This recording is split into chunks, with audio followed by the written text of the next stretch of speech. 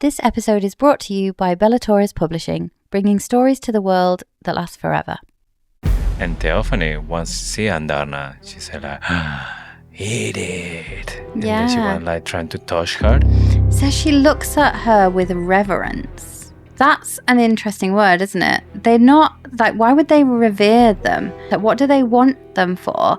And this, I'm really not that trusting of the Irids. What do they want them for? He's still, like, character-wise, he's the one I would point to. But if it's not Bodhi, there's a good reason for it not being Bodhi. He's in the town square. This chapter, this last read-through, and I know it's a curveball, but I think you were getting to this point as well. I think it might actually be Brennan. I would like to think that she wouldn't kill any of the squad off the page. I think she will kill them eventually. I think somebody's not making it out alive. But it would be a real shame, it sounds really bad, for it to happen off the pit and not give them the death that they deserve, like a noble death. And maybe we'll find out later on and 12 hours missing. And then we see it and we dead. See it. Yes. So we find out maybe straight away that rider is dead. And then we find out that maybe he died in a novel way, and it's gonna be even more heartbroken. Oh God.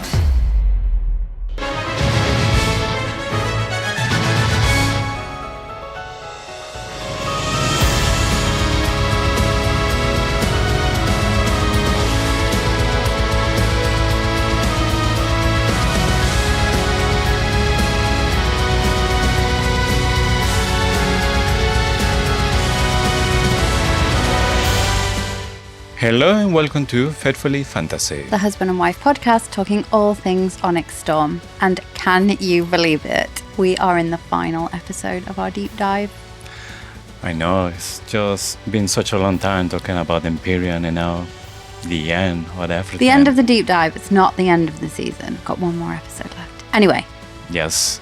So let's go back to business. I'm JC. And I'm Sean. And today, as we say, we covered chapters 64 to 66. And just heads up, we use strong language and explore adult themes. This episode will, as usual, contain spoilers from all three books, as well as snippets of information we've had from Rebecca Yarros since the release of the third book. And before we start with the squad brief, quick question. Do you want early access to our episodes, bonus content every month, and no annoying ads like this one? You can have all this by becoming a supporter. You can try it for free now and cancel anytime. For the best deal, visit faithfullyfantasy.com or simply subscribe on Spotify or Apple Podcast.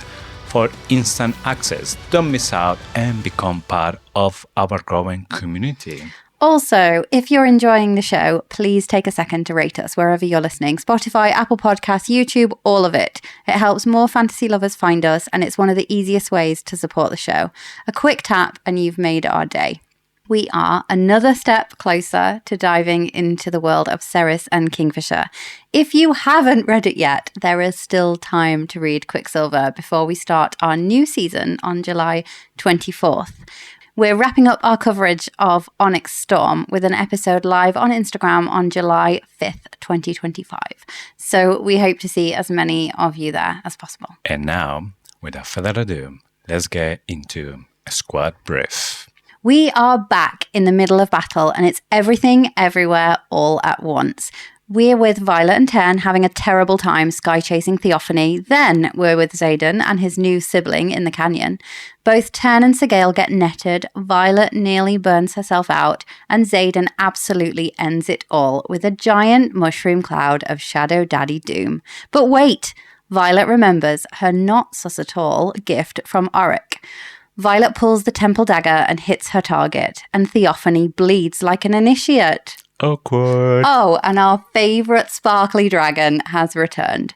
Shadow Daddy single-handedly destroyed a Venin squad, but that's not all he's done. Next thing we know, Violet is on the gravel in front of Ryerson House. And guys, she didn't even invite us to her wedding. What the fuck? After all we've been through this season.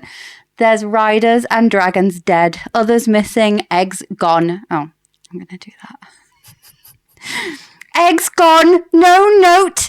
Oh, wait, sorry, there is a note. Don't come looking for me. It's yours now. I can only assume she means the trauma of it all. And Imogen did exactly what she asked her to do. Do you think they got the Harry Potter reference? I hope so. Otherwise it will be awkward as well. Cog on! No note! Anyway, there you go. If you didn't get it, it was that. Do you think if I just playing the joke, it's like maybe less funny? It's still funny. I'm laughing, look. Okay, time for a history lesson. Let's dive deep and see what the past is hiding about the future. Chapter 64. Epigraph. A gift from one servant of Dunne to another. I must warn you, only those touched by the gods should wield their wrath. I will pray to her that she need not use it to avoid reacquainting herself with the other who curries her favour. Her path is still not set. Recovered correspondence of High Priestess Desiree to His Royal Highness Cadet Auric Greycastle, Prince Camlian of Navarre. Okay, what we think about this? So, it's really important that the priestess is using the third person to talk about Violet, which means she is addressing this letter to Auric, which means Auric is the other servant of Dunne. Yes, I remember the first time that I read this, I wasn't sure what we were talking about. The first thing was Violet, the servant of Dunne, but the note is addressed to Auric. So obviously he's a servant of Dunne, and that's now what calls my attention. Yeah, it's not just that it's addressed to him, it's the fact that she's saying her in the third person. She doesn't have to meet, or she doesn't use it to meet the other who curries her favour. She's talking about Violet. So, to one servant of Dunne to another. Also, I wouldn't describe Violet as a servant of Dunne. I would say she's touched by Dunne, but she doesn't serve her. She doesn't spend a lot of time in her temple. She already said that. She prefers Malek's temple. Why is Auric a servant of Dunne? Yeah, that's really interesting. And I wonder as well if this is going to be like playing a big role in Auric's future. Yeah, and perhaps that's a link to his signet, that it seems like the priestesses and the priests of the Dunne temple, I don't know if they have any priests, it just seems to be priestesses that we've met anyway, but they spend time gazing into the smoke and seeing future visions. And is that why he manifested his precog signet? Because of the link, and that's who he is at his core. And yes, the other thing is when she finished with the other, the current the favor, who is talking about? Malek. It's basically saying that she's giving it to her, but she's going to pray she doesn't need to use it to avoid death. The other who curries her favour. If it had been talking about Theophany, because that's the other option, it could have been to avoid reacquainting herself with the other who curries her favour. It could be Theophany who curries Dunne's favour, but she doesn't curry her favour anymore. And also she doesn't use a capital H. That matters. So if we're talking about meeting Malek and... yeah, it's got to be Malek. Although it does say reacquainting herself, which suggests that she may have already met Malek. The part that I'm not very sure is if you can be kind of like touched by every single god. Every single god has a way to pass you maybe the power or, have like a gift from them. And then we can say, yes, Malek has a big role here because we see it through the whole books. The Violet is constantly like telling to Malek what he can do or what he can't. And that could be something because maybe she is being touched by Malek as well. Maybe Daddy Sorangel has been doing something to make sure the Violet is protected through every single corner. Yeah, the other thing I was thinking was whether Lilith had done something first when she was pregnant with her. Like, obviously there's a suspicion that she channeled, she had red eyes. I also have a suspicion that Veninism is linked to Malek somehow still. And this stretch of chapters just makes me think that even more. Yeah, I wonder if Lilith did something, possibly when Violet was pregnant. I know there's a suspicion that she channeled and she had red eyes at that moment, like when Violet was a little bit older. But we know that something happened when Lilith was pregnant. And I wonder if she kind of did a deal with Malek or something. It doesn't feel that likely because Brennan does say their mother wasn't temple-minded, and we know that she fell out big time with Daddy Sorengel when she found out about the Dunne, the partial dedication. But the fact that it says reacquainting herself, that means that she already knows him. Yes. So much in this epigraph. It's really interesting. It says her path is not set as well, which means that possibly... She has an option, or she can choose maybe other god. Yeah, or she might die. It's like neither can live while the other survives. Yeah. Sorry, there's the second Harry Potter reference in this one. I'm going to stop now. I just really think that the Venin are linked with Malek. He collects souls, and the fact that the Paramish used to call the continent Amalekis before the big war, and then they didn't all of a sudden, conveniently. I just have a feeling that Malek is linked to Venin. So, yeah, that might be... It might be that she could channel at that point and reacquaint herself with Malek. She doesn't have to necessarily die. She just has to lose her soul. Or she could defeat Theophany and be good, which is ultimately what she does. Yeah. So this chapter happens at the same time as Imogen's POV. Yes, so we start as we turn and Violet. They're chasing Theophany and the skies. Theophany is in her massive wyvern, and Violet is just trying to use the conduit to try to take him down with a lightning, but she's constantly missing. Then Theophany, she had like another idea, and she stops the storm. Violet didn't understand the light in the beginning, but then when she started to get hit, then she started to realize that for her it's harder to use the lightning without a storm, because the storm is a boost for her. Yeah. And she's just getting hotter and hotter. So she's like, oh shit. She's doing it on clever. purpose. Yes. It reminds me of that story about the sun and the wind that fight to get the guy's jacket off. And the wind is like the storm is like trying to blow the jacket off. Yeah. And the sun's just like, move over, and then makes it all sunny, and he takes his jacket off. I don't know why it reminded me of that, but it does. Yes, sometimes something subtle that happens to make a change. It's like the harder you fight against something, the worse it's going to be. Yes. Violet is basically nearly in the burnout. And while she is flying with Tern, the Venin shot a net to Tern. She described this net with boulders of the size of that desk. That I don't know how they managed to like shoot a net that has to be that massive with all those boulders. Like, can you imagine what kind of weapon is able to do this? Because you see like the net at catching the dragon in Violet. We're it's talking a about 25-foot dragon. More. Oh, yeah. 10 is about average. So a net that cover all of that with boulders on the side of the desk. Magic. Has to be. Well, it is magic. Yes, but in the end, they managed to catch Tern. So Tern is going down. Violet, the first thing that she has is just telling to Tern that you're being the gift of my life or something like this. I find that really weird. It's such a weird thing to say. Yeah. She's like given up. She's checked out. Yeah, and Tern like, it's not over yet. It's not over. I'm still fighting here. Yeah.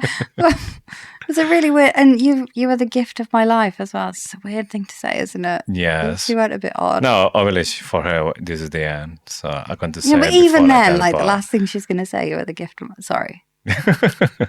I can't. I don't know what I would have done in that situation. I just feel like I wouldn't have said that. I think I would have been like, Probably shit. No, you've been the gift of my life. Shit. Shut up. Fly. Stupid dragon, we're gonna get you. Man, that's like a normal reaction for me. Anyway, going back to the story. So, Tern crash, but they survive. Theophany arrives in the wyvern, and she arrives just like, kind of like laughing about it. And she goes and starts to say like how easily it has been catching the both of you. And then there was a part when they were falling, they hear like a massive roar, And Tern was saying, Sagel! Yeah, when they have Sagel is when Xaden's POV starts. So these two, this chapter and the next chapter, are happening in parallel, but just a little bit staggered. So this is now where, a little bit after, like. Yeah, by the time the Xaden's point of view starts, Sagel is already down in a net. Because Sagel rescued Violet.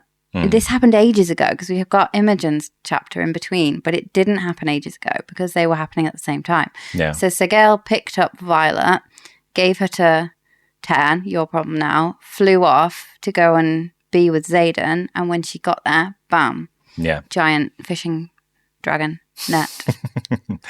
Yes. But that feels like ages ago, doesn't it, when you're reading? But actually, it's all happening at once. So. Yes, that's the problem. When you start to pull in the timeline, you need to make sure that, you're catching every single thing. Yeah. Because it's happening at the same time. We should have videoed ourselves reading this, although I was doing it on my Kindle. Mm-hmm. Were you doing it with the physical book, like flipping pages, like going back here, going back there, searching things? And yeah, I was drawing a map and putting all my players there, and then okay, this is going on here, this is happening, just to have like a better interpretation of what's going on. I think we should share our maps. Yeah, I think we should put them on Instagram and TikTok. Yeah, we should. Because I think I know where everyone is or was, and I've got a confession to make. I think I've been wrong the whole time about who's the brother. It's weird, and everyone's going to be like, no, there's no evidence, but I've changed my mind. Mm. Right. So the curious thing for me at this point as well is when Theophanie said how easily had been catching both of you.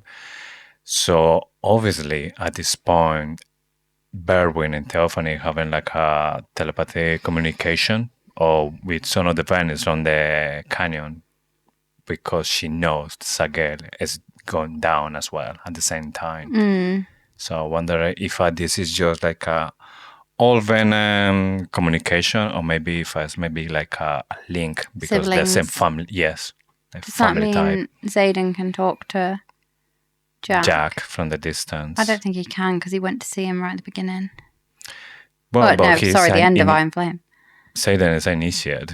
The interesting thing will be now that he's a proper Venom, like 100% of the time a Venom. Same as Jack. Yeah. I found it interesting, and talking about Malek, that Violet says she feels like they just invited Malek to their doorstep. Mm. When Quinn said to Imogen, from parapet to Malek's own doorstep, so when they were together. And I just feel like it's a nice nod. And Malek does get mentioned quite a few times in this chapter, which comes back to the fact that I do think that epigraph is about Malek. We have to remember that Violet, she's just a cadet and she's chasing a maven. Well, she thinks it's a maven, but she thought as well that she was a lightning welder, so maybe she's wrong about the maven thing as well. Well... We'll see later on. Just remember these lines. Violet is at the point of burning out here. Like, she's working really hard, and obviously the sun's out. I was going to say sun's out, guns out, but sun's out, thunderbolts out. Anyway, Tern tells Violet not to take more than she can channel. Is he speaking from experience here with Naelin? Yes, I think somehow Tern is kind of had like a complex there. He's not going to lose another rider just because it's overdoing. Yeah. Also, I've got a major question about the Empyrean series here. How the hell did they keep this channeling a secret if it's so easy? Do not take more than you can channel. If it's so easy for riders to do that, how did they manage to keep this a secret for so long? Or is it only that it's only so easy because you know it's there? If you didn't know it was there, you wouldn't be able to feel it. You wouldn't be able to. Do you know what I mean? How did they keep this a secret for such a long time if it's so easy? I'm not sure if maybe it's just easy once you are a rider and you know what you're doing. Yeah, but there's loads of riders. Yeah. There's riders have been around for centuries. If it's so easy for a rider to just channel more, it must be that you don't, unless you're told it's there, it's not easy and you don't know it's there. Yeah. Maybe it's just about, yes, they have a lot of power from the dragons. They can take it, everything if they want, but the body, it won't take it. So it's more about taking it from the dragon. The dragon can give you lots, but you had to... Yeah, but it feels like a choice. It feels like you can be like, Xaden's words, it's just there beneath his feet. He's not got enough power from Sigel. She's powerful, but not this powerful. If he just takes it from the ground. Yeah. So it feels easy. And then Tern's freaking out because he thinks Violet's about to do it. Yeah. And yeah, just wonder. I think it must be that you have to know it's there. Yeah. As well, maybe just the protection, the walls and about somehow they camouflage that power because they always say the magic is stronger when they cross the walls. It's wilder, isn't it? Yeah. Violet is on top of Tern and she starts using a room to try to cut this net that is being made to catch dragons. So we're talking about something that's really thick or really strong to hold a dragon from that size. So while the rune is working, she sees Theophanie coming, and then she says, I'm not going to let her to kill Tern as a pig or something like this, what she says. So she's going to do something, and then she feels something in the sides, and it's Arik's package. So she opens it, and then she sees this kind of like a dagger, like a ceremonial dagger. That's what she thinks. And she reads the note from Arik. I think it's like strike in the dark or when you get lost. And she had no clue what it's talking about. And she's looking this as well. And okay, I have no time to think about it. Theophanie's coming. I need to do something. So she goes to defend Tern. She's trying to hit him with some lightning as well. But again, the story is that Theophanie just moved too fast for her. So she changed the strategy and they started to say that how you miss Umbrella. And something changed in Theophanie. So it feels that she still had that connection with Dunne because she is like missing. They had like a conversation that Violet had no idea how it feels. They have that connection, that kind of stuff. And that's something that I found like really interesting, that even when she's a Venin, inside she's still deeply connected to Dunne. Yeah, I think I've got so much to say about this whole interchange. So the first thing, when she sees the dagger, she says there's familiar flame-shaped etchings. I think it just says that because we're supposed to be like, oh, she's seen this before. I couldn't find anything to say flame-shaped etchings apart from the stone carvings in Umbriel, the things that represent war. But I think it's just supposed to be a nod that we've seen it before. It was in the temple, but then when we were in the temple, she didn't see anything like this. So anyway, the other thing I wanted to talk about was just before she starts like hurling these I want to say accusations about Dunne at Theophanie, she does manage to get Tern out of the net. So before they're fighting, she uses a softening rune. So the rune kind of makes the net soft so she can cut through it with a dagger and Tern can start clawing through it. She does say, though, she uses the blade of one of her daggers and like drags it down his scales. And she knows that the blade of the dagger couldn't cut the scales. However, Berwyn uses a blade on Panchek's dragon and kills it later. And I do think they're using the same dagger. So she's using one of her runed daggers. Whether it's a runed dagger or whether it's an alloy hilted dagger, that possibly is what makes the difference. But I think this works in a similar way, like to how the daggers desiccate the venin. And I feel like maybe there's a link there again between the dragons and the venin, because Panchek's dragon just gets totally desiccated, but Violet's dagger running down the scales doesn't do anything to Tern. Is it because it's a different dagger, or is it because Panchek's dragon is cooked? Like, he's venin, so he's gone corrupt. Yeah. And he gets desiccated. Maybe Panchek's venin was a dragon that's stealing too much magic. Don't know.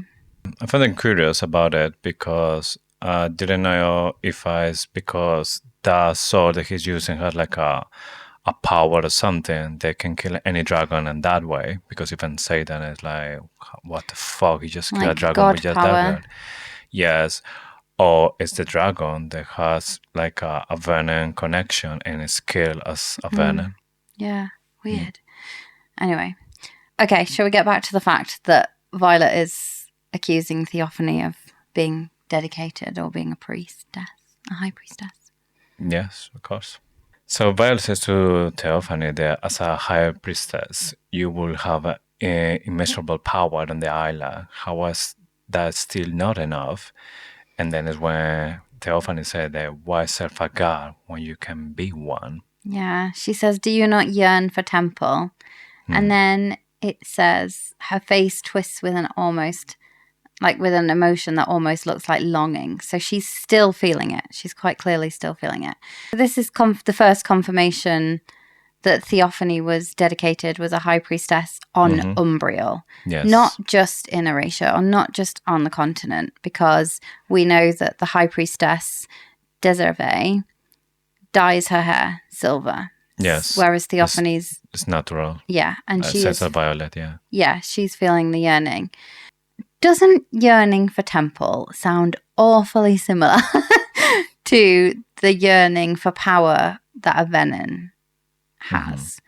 We know that only Loyal and Dunne require a lifetime of dedication because love and war changes souls irrevocably, is what it says. I don't think becoming venin is a dedication to Dunne or Loyal, but I do think it is linked to Malek. And I know that Malek doesn't require a lifetime of dedication. I don't think that's what they're doing. I think that is forfeiting their soul for power. And I really do. I just can't get past the fact that I think that venins are linked to Malek. Yes. I know that we're talking about a theory about this before in previous episodes when we said that being a venin, it seems like much with some of the stuff that maybe a high priest from Dunne goes as well, like having power derived from their gods, feeling that yearning, and this case for the ground. And then Malek. You lose your soul. Malek is a collector of souls. And you lose your soul when you trade it for power. Maybe the Great War was between... We've talked about this before, because Boromir called the continent Amalekis and Navarre called the continent Amoralis. So maybe the Great War was between Malek and Amari, and Malek needed an army. And to get an army, he traded and he collects souls. So to stop, because he knew he wasn't going to get a load of dead people. Yes. He traded their souls for power, and he built this army, and it came from the barons. Yeah. We see there's some similarities between Amari, Malek, Zeus, and Hades, because we know that Hades tried to take Zeus' power, because Zeus is like the gods, or the gods, or the king of the gods. Amari is the one who rules all the gods. And it seems that Malek was maybe trying to overthrow Amari as well. Yeah. And, like, what better way than to build an army of soulless, power-craved monsters? Yeah, because if you turn everyone envenened, then there won't be any people to pray for Dunne, no high priestess, nobody to be touched by Amari. Everyone will be envenened, which means everyone will be with Malek. Yeah. And it just kind of ties in again, doesn't it, to the magic from the underworld, from the earth, magic from the sky versus ground, overworld versus underworld, Hades versus Zeus. It just fits really well. And we learned that if Theophany were to return to one of the temples, it would sever the very thing that's kept Theophany untouchable all these years. Is that power? Is it power that's kept her untouchable? What is it? Or is it Malek? If we're talking about power or defending power, are we talking about that maybe that's a possible cure for Venin, at least for the high priest? Because if you take the connection from the ground, then she will return to be a high priest, or how does it work? I think it would. I think it does, doesn't it? Doesn't the high priestess say that she'll get like torn apart? Yeah, that she will just die for turning the back to the god.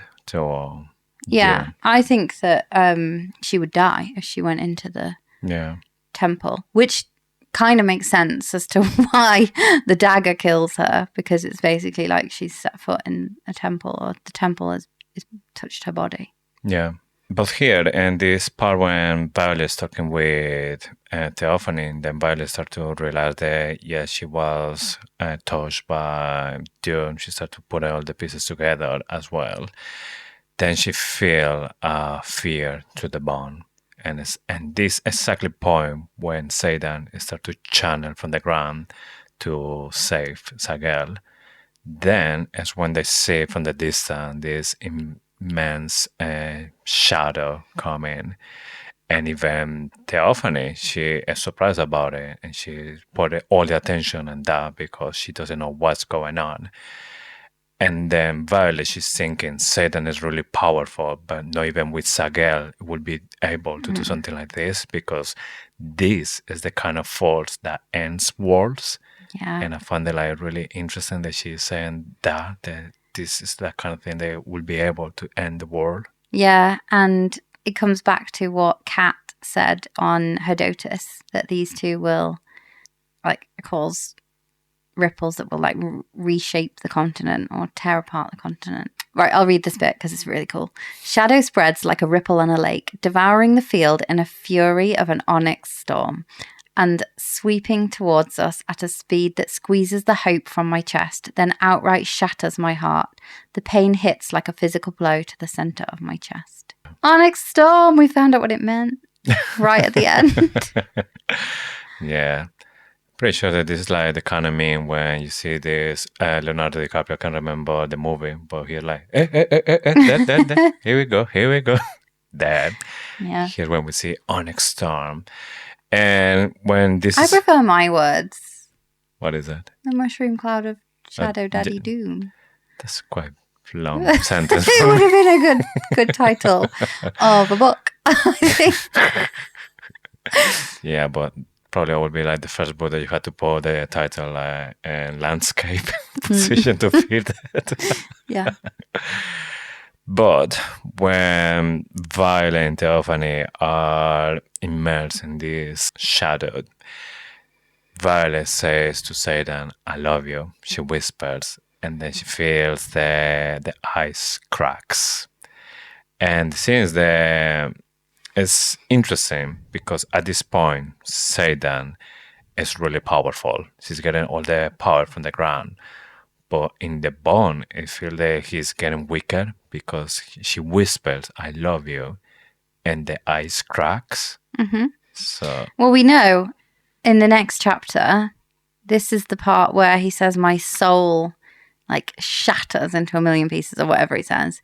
But then he holds on. She says, I love you. And he manages to hold on to one piece of his soul.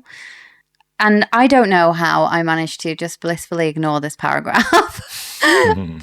So how many times have I read this book? 3 or 4?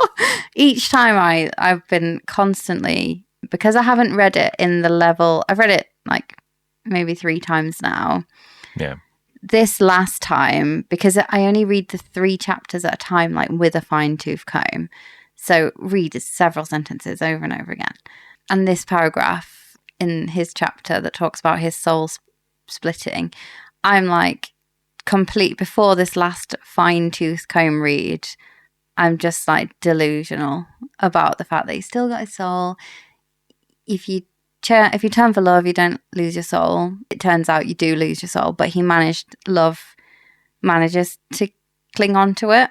So that, I think, is a confirmation that love is the only, and maybe there's no cure, maybe you can't get your soul back, but it's the only thing that stops you from losing your soul. Mm-hmm. Because it changes it irrevocably. It means that it is no longer up for sale. I think there's an interesting part here because Xaden feels that when Violet is there, she loves him. But then it's like he's just going to carry on, that he doesn't want to feel anything. Then he just changed his mind and no, wait, I need to hold to that. I don't want to miss that. And then that little bit is what he keeps us there. Mm-hmm. So maybe that's going to be the difference about Venin and Xaden. Yeah.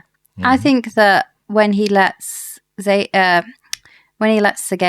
in the next chapter, she sees he's still got his soul. Because she says, like, what is there left of you to forsake? And then he lets her in and she sees there's still something there to forsake. Anyway, there's a bit here which is, I thought you would call out because of your suspicions over Lilith. It says that I couldn't stop my mother and I can't stop Xaden. I can't save him. Obviously, she's talking about the part in Iron Flame where her mom gave her life force to fire the wards, to like imbue the wardstone. The wardstone, yes. But I just thought it was weird that they got linked. I couldn't stop my mum. And I think this again might come back to the fact that something happened when she was in the womb. Mm-hmm. And I know that she obviously couldn't stop her there, but I just feel like possibly at this moment in time, Violet might know a bit more than she's letting on from Lilith's journals. Because we know she's read them. We haven't read them, but she has. Yes, we know as well that sometimes Rebecca Yarros left some hints when put like some words together to maybe just like link them. Mm-hmm. So I'm still convinced that Lily will return at some point. She's not coming back. But I think she died a human or managed to stop, and that's because she was totally in love with Asher. Mm-hmm. Don't know. The fact that it comes at the same time as Xaden is channeling, it just feels like it's not there by accident. Yeah. So here, when Violet and Theophanie are in the dark, Tarn is the one who says to Violet, "Strike in the dark," and that hits Violet, and she was like, "Wait, strike in the dark." It's exactly what Arik is saying, and then he's like... And she lost her dagger. So when you lose your dagger. She started to put all the pieces together. He went to get the soldier from Selna. He stopped Lynx before the door hits, and he's saying this in the dark, and then she said, "He's a fucking precog." Yeah, and she says this like she knows it's a thing. When actually Jack said, "I'm not the one who thinks it's a thing." So that seems like she has found a record of one in the past, and Jack just didn't know about it. Anyway, she is using his shadows here to throw this dagger and find her target, just like he taught her in the Signet sparring pit. He was trying to teach her to know the difference between the dark and his shadows. I mean, it's not dark. The sun was out not like 30 seconds ago. But she's using his shadows here, isn't she, to find the target. Yes. So all that training is coming to this, basically. Violet attacks and Theophanie runs because she's hearing coming, but then she crashed with an invisible wall. And then Violet said that a wall that snarls. And it's Andarna that is back. And Theophanie wants to see Andarna. She said like, "Eat it." And then she was like trying to touch her. So she looks at her with reverence. Yes. That's an interesting word, isn't it? They're not like, why would they revere them? She doesn't want to kill her. She wants her. What do they want them for? And this, I'm really not that trusting of the Irids, because it must be something to do with the fact that they like bend and shape and sever the connections of magic. What do they want them for? Well, that's the thing that we know so far, but obviously the Venom player, they know much more about it. For me, what it caught my attention is that she tried to touch Andarna, and even Violet said, "No, I'm not going to let her to kill Andarna," because she's thinking that maybe it's going to steal the power. I don't think, maybe. Maybe they're trying to channel. Well, I don't know if she touched Andarna, she will just get all the power from the sky through the eerie because it's like a connection. Or is that how it works? Or what Maybe else? that's it. Maybe it's just such a vast amount of power that she, like a moth at a light bulb, but they're just like, the light. Yeah. Maybe it's that. Maybe that's why she was looking at her in reverence, because she can just feel the amount of power that's channeling through her. And she can't stop herself from reaching towards it because that's the amount of power. Yeah. We know for sure that Venin wants power. Eerie's represent a lot of power. The thing that for me is still not sure is how they're going to use the Eerie's for that. And maybe that is going to be one of the answers. That if a Venin touch a Eerie, then takes the power derived from the sky. Yeah, maybe. It might kill the Irid in the meantime, but they don't care. I thought maybe a bit more clever. They might want to use the Irids to sever the bonds between dragons and riders. Mm-hmm. And then they've basically lost all their power, haven't they? The riders. Yes. But it feels more maybe that it's just an infinite source of power, like the quest for infinite energy. Yeah. Anyway, Violet attacks and she goes straight to the heart. When Theophany sees that Violet has stabbed her in the heart, she laughs until she starts to see the blood. And it's like, hey, wait a minute. I texted you, didn't I, when we were reading? And I was like, what did I say? You said, Theophany bleeds. Like, no, I didn't. What? I was like, I said something, didn't I? And then the second message. Oh, right. You said the whole thing. Yeah. So you sent the first message, like, and then, like, I was just checking. I lost my signal. I couldn't. I sent the other message immediately after, but it wasn't sending to you. For me, it was showing that you were typing. I was like, well, it has to be important. 2 minutes later, you're gone. And you know, oh, well, it has to be a really long message.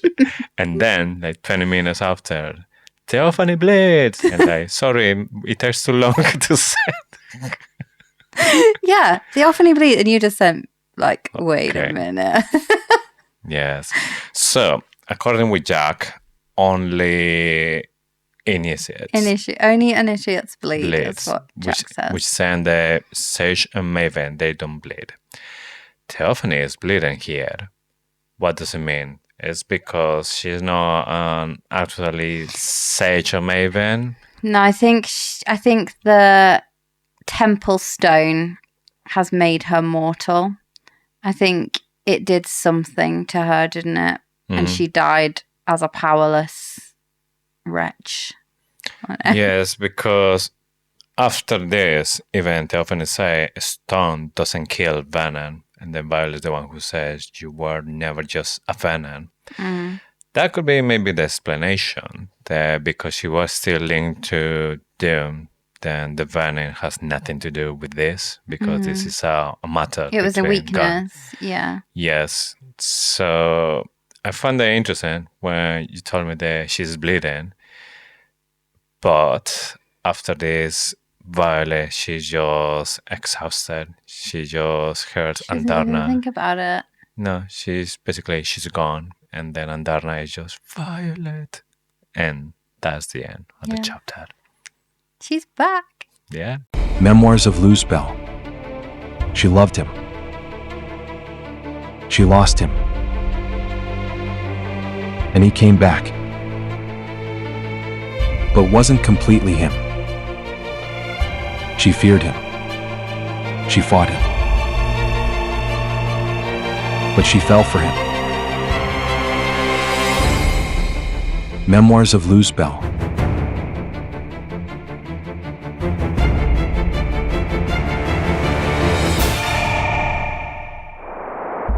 Now available on Amazon.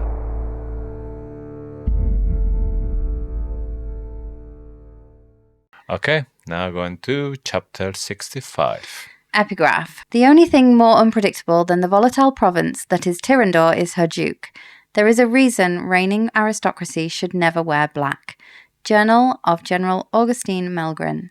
You've got to remember that Jessinia has a hold of all of these books and texts. that she's taking the epigraphs from. Yeah. How did she get hold of Melgren's journal? I think he's dead. I think everyone is dead by this point. Oh shit, yeah. Oh. I thought I was coming with a big bombshell. Dun. And you're like, oh yeah, everyone's dead at the end. No, I don't think everyone's dead at the end. I think Basgiath gets blown to shit.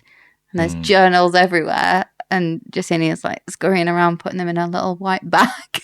Yeah, I think it's going to be Xaden coming to Basgiath and then blowing everything out with the shadows. The shadow that can end wars. The war of Basgiath. It might be Tyrandor. No, I think there's going to be a major showdown between Ten and Coda. Ten is going to kill Coda and Melgren gone, and they're like, I'll have that journal, thank you very much. Well, she had every single document to every single character in this story. So I don't see how she can have all of this while they're still alive. She's got the book of Brennan. Mm-hmm. She's got Lilith. That's all coming from Violet, because Violet actually wrote it. Violet had it. Violet wrote it. Jessinia's only translating it, isn't she? So actually, Violet had it. Also, with the fact that Melgren says there's a reason reigning aristocracy doesn't wear black or shouldn't wear black. Violet a few times has said it's more common than you think. Like, she could partially have been referring to Auric, because we knew that Auric was in Silent, but he's not reigning aristocracy. He's not even first in line to the throne. So I just wonder if there's something else here that we're missing, that Violet keeps saying somebody else. Yeah, I'm not sure if she's talking about history overall, or right now some people from other provinces, they're riders, but don't think so, because we have seen the scenario and the only wearing black, I think, was Xaden. Yeah, you'd know about it, wouldn't you? Yeah. If another one was a rider. Berwyn summoned Xaden, and there was nothing he could do about it. It says it was against his will, and it dragged him away from his friends and from the walls, forced him to walk away from a city full of civilians. Did Berwyn also summon the brother? Had he been visiting the brother's dreams too?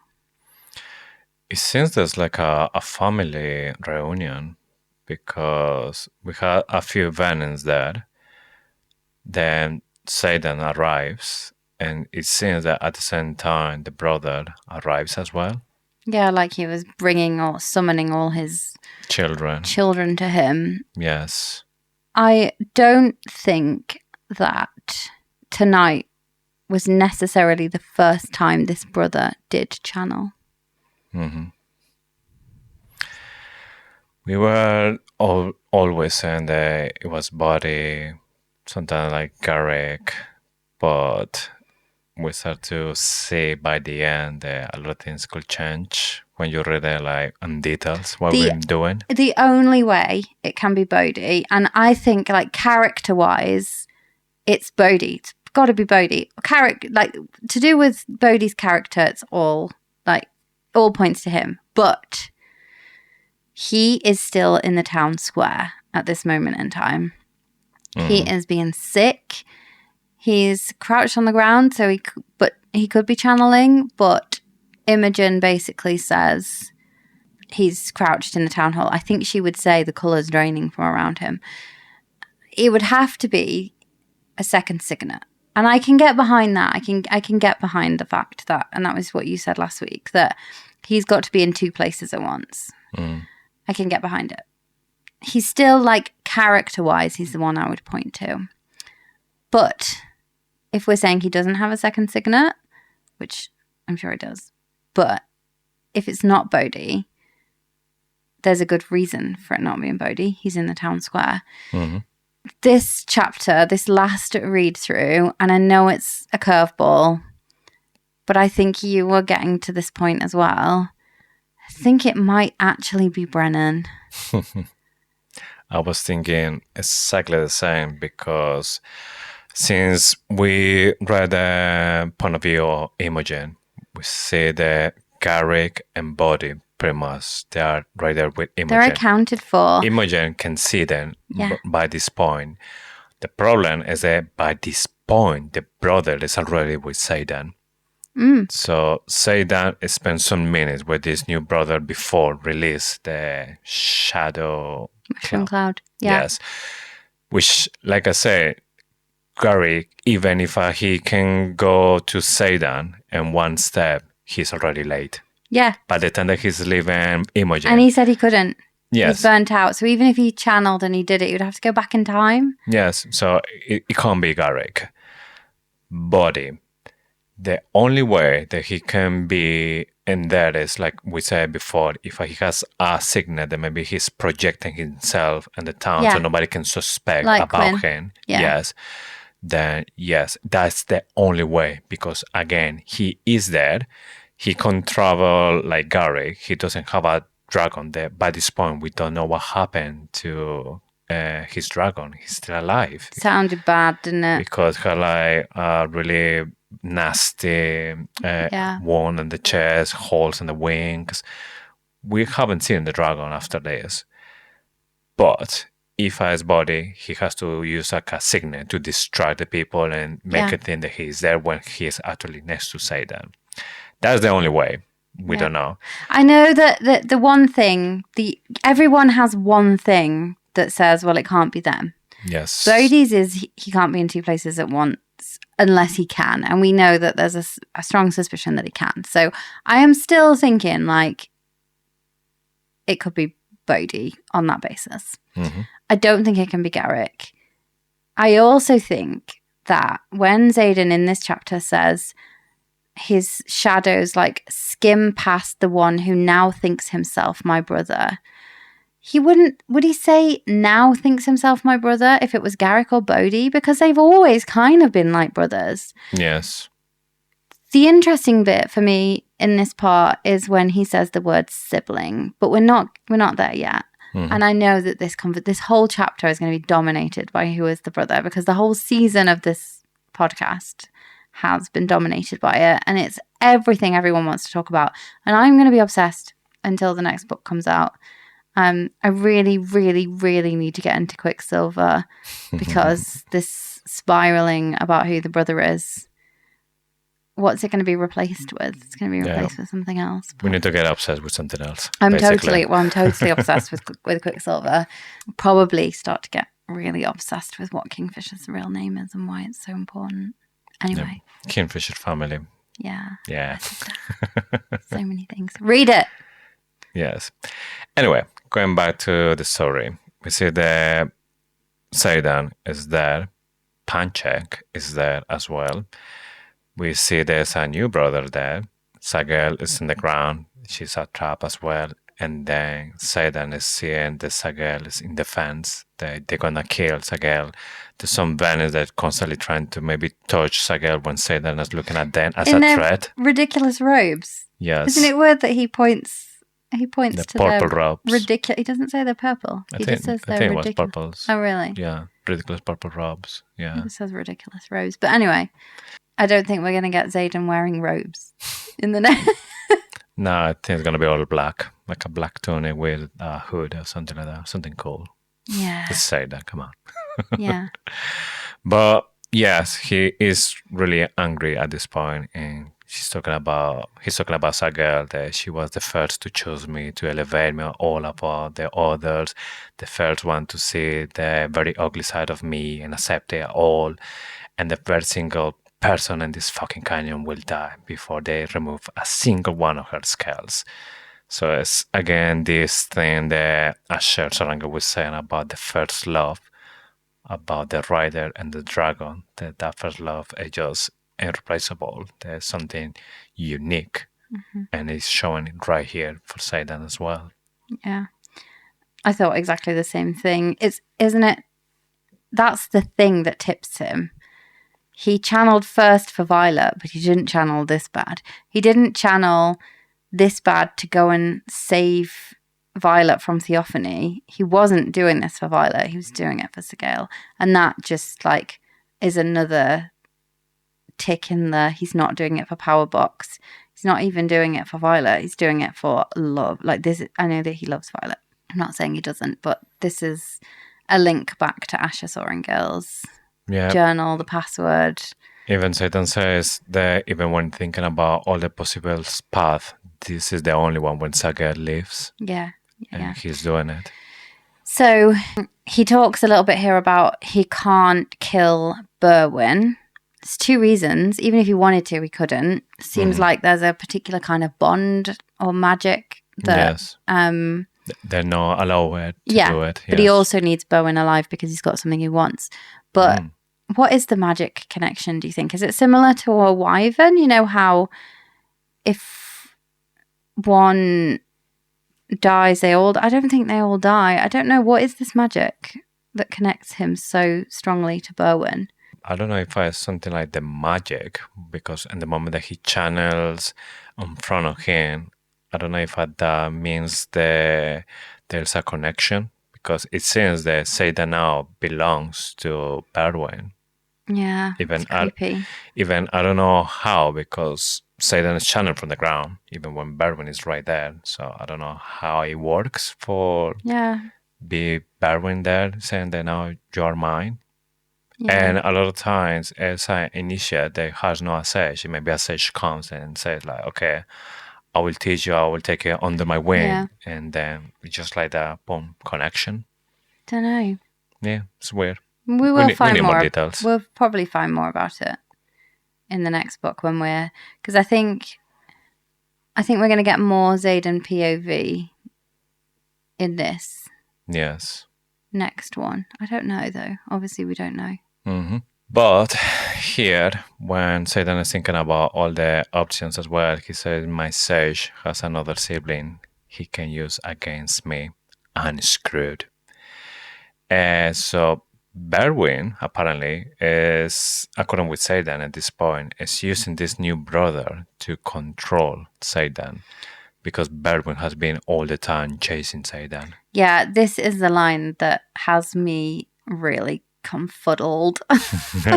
So he says sibling, another sibling he can use against me. Who has he been using against him the whole time in his dreams? Violet. Who is Violet's sibling? Brennan. Yeah, it feels like he uses sibling for a reason. He doesn't use brother. He doesn't use like, I don't know, initiate or whatever. Mm-hmm. He uses the word sibling, and you'd think he would say another brother. I don't think he's talking about a brother for him. I think he's talking about another Sorrengail. Another Sorrengail. Yeah. Yeah. And this is the one that, like, I've been racking my brain. And even before this as well, like, I'd already kind of thought, right, unless Bodhi's signet is astral projection or something similar, it can't be Bodhi. I was really, really worried for Riddick. I was stressed for Riddick because he was, like, looking over the ridgeline. He was, like, Atrum was about to go AWOL at any moment. He was going to fly off. And I was thinking, oh, my God, Riddick's being summoned. I know that Riddick didn't know for 5 months. I know that Brennan possibly didn't know for 5 months, if we really believe that. Mm-hmm. But when I drew it all on the map, Riddick was looking north. Violet was north. He wasn't looking south as if he was being summoned. Yeah. So I was starting to really stress about Riddick. But the only person who is unaccounted for, and there are no witnesses to his whereabouts, are Brennan. Dane, we know, is backed into a corner with a wyvern. Dane didn't know for 5 months. And I know that Brennan possibly didn't. Auric was flying over back towards Erasure. So he wasn't going south. He wasn't going south. He was flying away from the south. Mm-hmm. I could buy that it was Auric if he turned around. I could buy that it was Auric because Garner has sent, one of our listeners sent a really good theory, and I think we read that out a couple of weeks ago, and I could get behind that because Rebecca Yarros needs to get Auric out of the way. But the only person that is unaccounted for in this, who is apparently up in Erasure, is Brennan. Yes. Xaden also is like not 100% trusting. So it's like he didn't know that he was a Venin. Mm-hmm. He also makes a note of the unconscious dragon lying in the valley beyond the canyon. Mm-hmm. And I was like, the valley, that's got to be Riddick. So this was another reason why I was worried about Riddick. And we know that there was a brown dragon without a tail that Imogen saw. So I was like, oh God, it's Riddick. And I had to draw this out. But when I went through every single description of Drathus in all books, I basically drew my own area map. And there are valleys leading up to Drathus in all directions. So there's the valley to the canyon. That's not necessarily the same valley that leads from Madara Pass to Drathus. There's also another valley up in Erasia, but there's valleys kind of just leading. Drathus is on a mount. I don't know how to say it. Like surrounded by mountains. It's on a plateau, and it's like elevated. And you've got the canyon to the south, a field to the north with forest around it, and like sheer cliffs on the side of the field in the north that Violet is in. And I think there's just another valley. So this unconscious dragon, it would have really helped if he'd have said what colour it was. But Xaden was pretty vague with his details. Yeah. But there's loads of valleys, and it doesn't necessarily mean it's the same valley that the squad were fighting in. Yeah. Anyway, I'm erring towards Brennan now because of this sibling comment. Yes. So, like we said before, every single one of the suspects has a flaw. So it's always something. We said already why we think can't be Gary or Buddy. With Brennan, the only problem is the 5 months. We don't know if when Brennan says to Violet that there's no cure, it's just because he knew about Xaden, but Xaden, he was like chilling out about it. And then he went to Brennan and said, I need to find a cure, we need to do something. So maybe Brennan knew in those 5 months because Xaden trusts him. But then when he went and said, we need to find a cure, is when he started to see that, okay, Xaden is now worried, so shit is going real now. What? Sorry. And then is when he started to talk to Violet that we try and there's no cure for this. What if Xaden... We know that Xaden got more powerful with his mind reading. And he didn't just read intentions anymore, he reads minds. Mm-hmm. What if he read Brennan's mind and saw that he also hates the sage? But then he wouldn't be so shocked, would he? He wouldn't. Yeah, he will knew that Brennan is a Venin, and then I don't think he knew. Yeah. Somehow Brennan managed to camouflage his thoughts. Or he hadn't channeled yet. It's just that the sage was working on him. Mm-hmm. The other reason that it can't be Brennan is if we trust Rebecca Yarros, because she was constantly saying, look who is missing at the end. But if we are talking about the end of the book, like when Brennan is there with Violet, or who is missing in the battle, Brennan is not there in the battle. See, that's the thing. She says, look who's missing at the end. So... he isn't missing at the end. He's right there at the end. But he isn't present in the battle. He isn't accounted for. Like, there's loads of people missing at the end. Felix is missing at the end, but Felix didn't know. Like, it's not that they're missing. They're just not said in the last chapter. No, but Felix, I get it. Felix wasn't missing. He was doing the work. He was there in the battle. Yeah.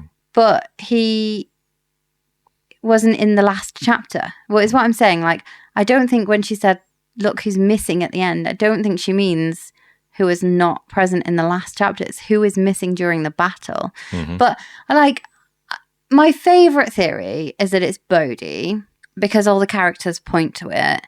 And he's got some way of being in two places at once. That is my favourite theory. But this chapter made me see why it could be Brennan. Yeah. The only thing I think we can say now we are sure is not Garrick. Yeah, I think Garrick was doing something else. Yes, but Buddy, if I has a signal, they allow her to be in two places, yes. If not, then has to be Brennan. Or Auric. From those three. Auric was flying in the wrong direction, but I do see why Rebecca Yarros would need to get him out of the way. He's just way too useful. But again, even if Auric saw Xaden struggling because he's Xaden, he didn't knew that. Yeah. So why he's saying that I can't believe that he does this after he saw me struggle and do this 5 months. Well, he might have read his mind and seen that he had precogged. It's too many. Like... No. I don't think. I think Rebecca Yarros has deliberately made everything, because the thing with and we know we can't really trust what she writes or says, because with Garrick's second signet, we were like, we can't be the distance wielder because Xaden said there isn't one, and he also said he hasn't lied to Violet, so they can't both be true. It just turns out he'd lied to Violet, so it couldn't be. It could be any of them. Yeah. And there'll be a reason, and there'll be a... something that we don't know right now what is true. Yeah. So, before Channel, Xaden says that I can't let a girl die. So, he knows that he has a plan. The other thing that he said is that I can't leave him to stumble down the same path I did. So, what does he mean with this? That maybe he's going to take this new brother under his wing. Oh, maybe he's going to make sure that Berwyn is not going to be there next to him. So maybe he has a chance to not channel from the ground again, or to not be a Venin. And I was thinking, is it maybe possible then it's going to take this new brother and put it in the walls, so he is cutting from all the Venin connection. Brennan. Yes, and... Again, that could be, okay, he put Brennan back inside the walls because right now they are outside. And Xaden was safe inside the walls. That was like always the place when he was feeling safer, because outside was always temptation. But that phrase that I can leave him to stumble down the same path that I did, because he was constantly going out in from the walls.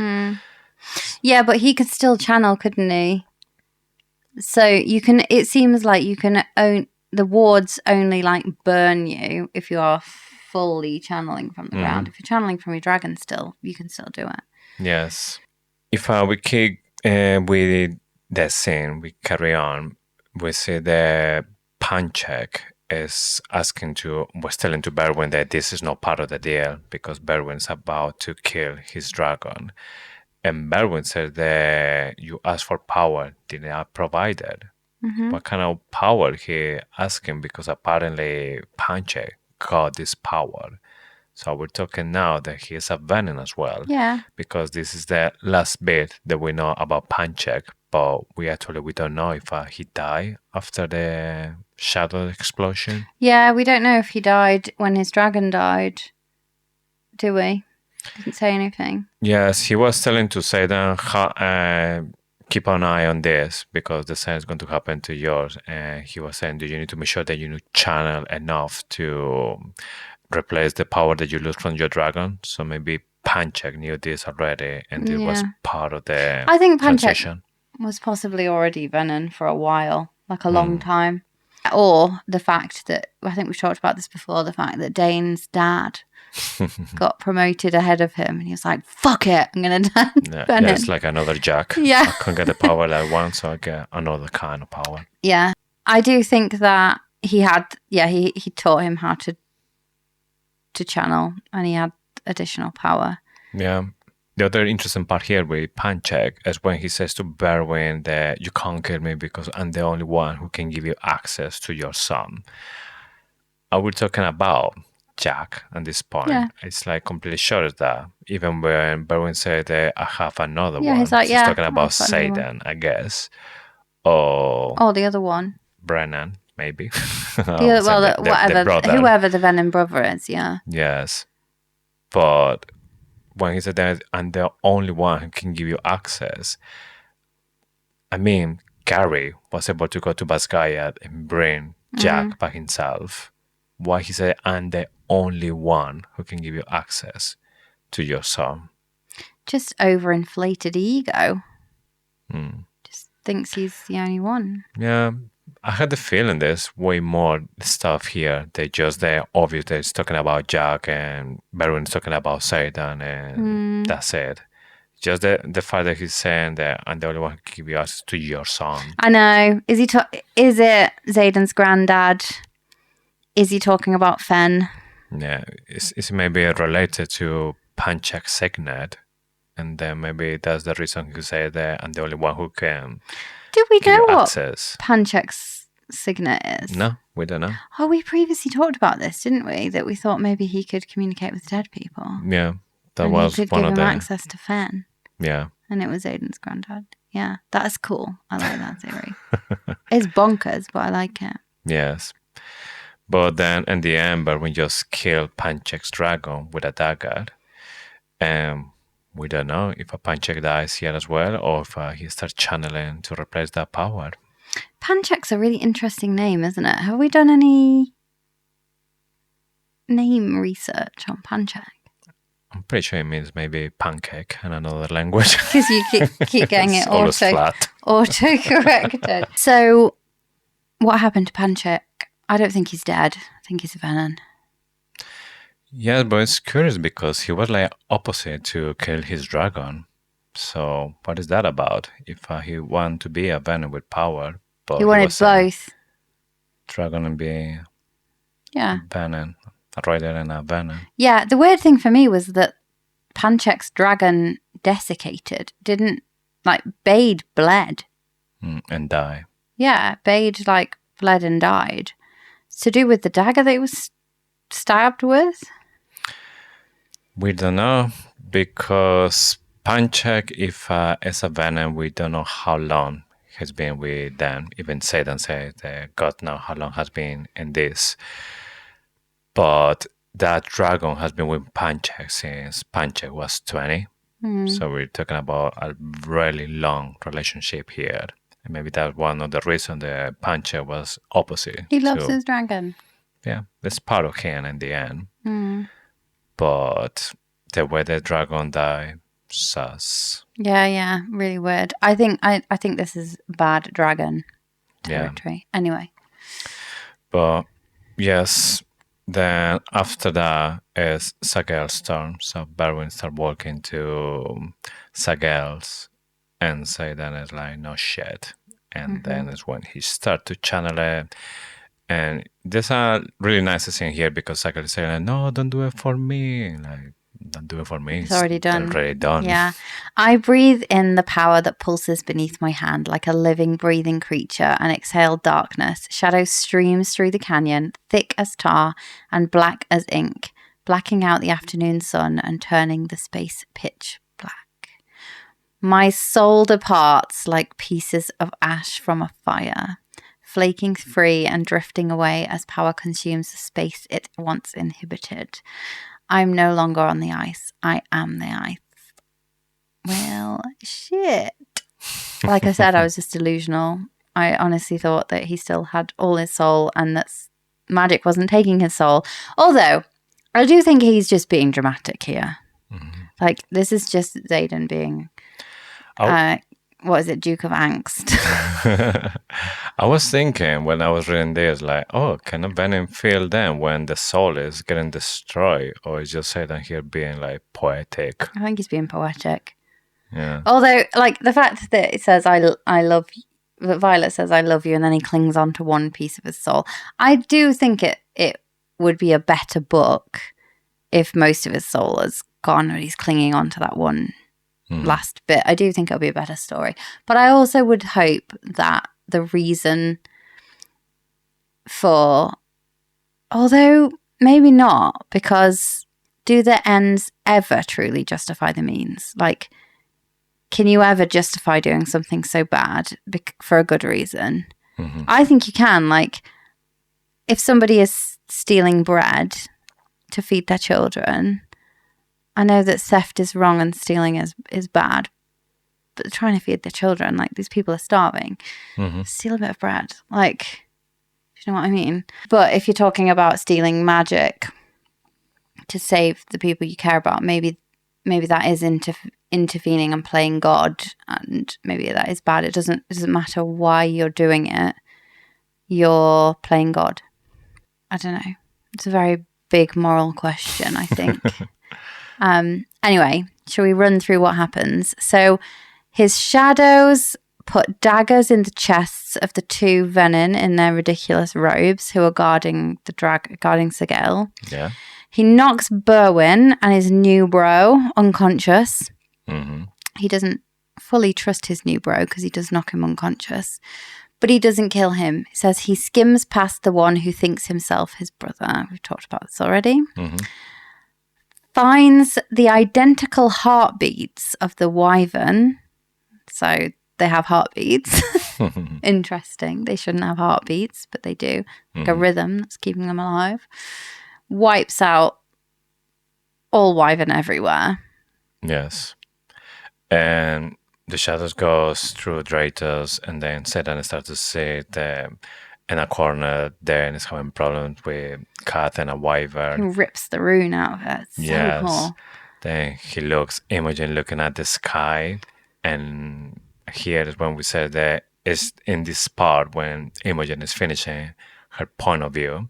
So after all of this thing that happened with the new brother is when in just a few seconds, Garrick and Buddy were there next to Imogen. Yes. And here as well as when he heard Violet's voice saying, I love you. And it's when the ice cracks. Yeah. He also hits, so his shadows run up the cliffs of Draelor and hit the wards, and they burn when he hits the wards. So this is where I drew it, and I really want to share my drawing. I was like putting the ripples out, and I was placing, because this shows you where everyone is.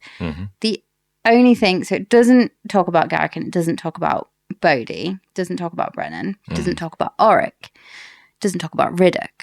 So they're the ones that he doesn't talk about, although he does say he watches the wyvern fall at the feet of the people she loves. So that's Rhys, Sawyer, Riddick, the squad.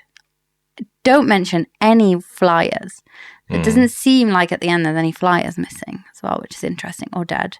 Yeah. Just talks about riders, unless he seems a bit of a knob, this guy. Maybe he doesn't care. Anyway, that's how we can place how far people are away. Yeah. And I think that puts Imogen and Felix and Trissa and Garrick, just before he leaves, in the northwestern point of Drathos, which is interesting because we don't know where Garrick takes her. He takes her from the northeastern tower, and we don't know where they go. I think it puts her within the walls of Drathos, and anyway, it's interesting. I'm going to share the drawing. Yeah. It's shit, but people will hopefully get it. He says, I love her. That's the emotion I cling to. The fire of pure power burning at the feeling's edges. And I know if I take it any further, it will be the next and final piece to float away. Seems like you don't need a full soul to love. Yeah. Or he's just being a drama queen. And he didn't lose his soul at all. Just saying, the pieces of my soul flew away, and they didn't. I think they did. Yeah, that part is still not clear if I was literally or just... Yeah, I didn't think they did, and I was delusional, but I do think they did. But I don't know if you necessarily need a full and complete soul as long as the piece that you have left is redeemable. Yes. But right here is when the shadows finish and Sagael is free. And then Sagael glances over the destruction, the bodies, and narrows her golden eyes in silent rebuke. And she knows there's something different in Xaden because she can see clearly that he killed his own kind, all the Venin. Yeah, not one point in this did he kill anyone on the side of the good. Yes. So I think Sagael is like, shit, like how powerful is this guy now? but he killed just wyverns and venom. Yeah. So that's the thing. Then she's like, maybe this called my attention. And straight away, Xaden asked to her, "Will you forsake me now?" And it's when you said before that she asked, like, what is there left? And it's interesting because, I don't know if it may be because her former rider, she knew they lost everything, because that connection may be still between Venom and Dragon. And maybe the dragon can tell when this person lost everything, lost their soul, and it just hunger power. It's the same. It's Yes. not the same, sorry. So that's why Sakel asked, like, what is your left? And then said, like, you tell me. And then once it's there, boom, all the plan is already in Xaden's mind. And all that is interesting because it's like it's still Xaden. So he's still like maybe ashamed of himself, that he feels sad, and the last act of rebellion he has to turn the very thing that he despised, but it's still Xaden. Yeah. And This is kind of one of the reasons why it doesn't feel like Berwyn. Like, everything points to Berwyn being Xaden's granddad, doesn't it? yeah, Apart from how he reacts when he sees Sigale. You'd think he would say something like, "Oh, we meet again," you know? yeah. Doesn't, does he? It's just like another dragon. But yeah, I think she sees something in him when he lets her in. I don't think she just sees his plan, although it looks like it because they just immediately start talking about the plan. But I feel like she sees he's still there. Yes. And here Xaden as well, he sees Berwyn, that he's unconscious, that he thought it might be hard killing all of this, but he didn't. And then he said, I wonder how many initiates feel the same about the sage. And then he said that at least one that I know of. Yeah. Who is talking about? Is it maybe Jack? Because he had like this conversation with Jack. Jack was a Venom, so he can read intention and stuff. Or who else? It was an initiate. Could be, because he's spilling secrets like left, right, and centre. I feel like the reason Jack's spilling secrets is because he's one of those knobheads that's like, I know something you don't know. You know, he just is a bit of a, like, wants everyone to know how powerful he is and how knowledgeable he is. But it feels like he's read someone's mind and he's found out somebody doesn't like their sage. So we were talking about a Venom. So a Venom that Xaden knows. And somehow he knows that Venom doesn't like the sage. Maybe Berwyn doesn't like his sage. I'm not sure, because this is the very first time that Xaden sees Berwyn after the... Yeah, but he might have been reading his mind. Yes, I just found that interesting. Yeah, he it's... knows well, a Venom that doesn't like the sage. yeah. Yeah. Could be talking about his new Venom brother. Could have been seeing him, like, giving him evil glares or reading it. He could be reading his mind at this moment in time, couldn't he? Mm-hmm. So could be talking about his new Venom bro. Yeah. Brennan, or Bodhi, or Auric. Ah! Here as well, when he realized that Berwyn is still alive. Can't kill him. Yes, he said that I can't kill him, but anyway, he has something that I need. What he's talking about? It's information? Is it his signet? Is it his dream walking signet? He thinks there's going to be some way of communicating with, I don't know, information? It's interesting, because if I were talking about maybe this guy is Xaden's grandfather, then maybe we're talking about he has some secrets or some stuff that Xaden needs to know. But a part of information, I don't know if he refers to something more physical or something else. Who has a sword at this moment in time? Don't know. Not a clue. It feels like information, doesn't it? Or his signet. Something that only he has. Yes. Although Violet has the signet. I don't know. Yeah, this is strange. Yeah. But once he gives access to Sagel about what he's planning. Then Sagel says, like, you cannot mean to say that. Say, well, you saw what happened. It's the only way. So they're planning about the wedding.